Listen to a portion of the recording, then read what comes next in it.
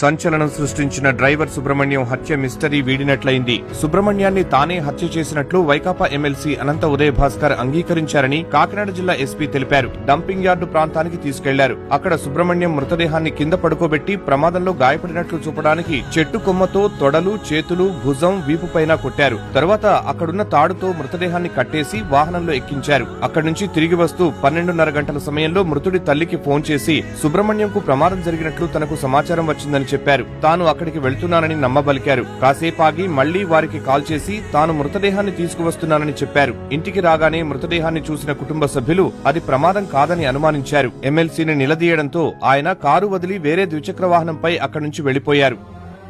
రాబందుల రాజ్యంలో రాకాసుల మూకల్లో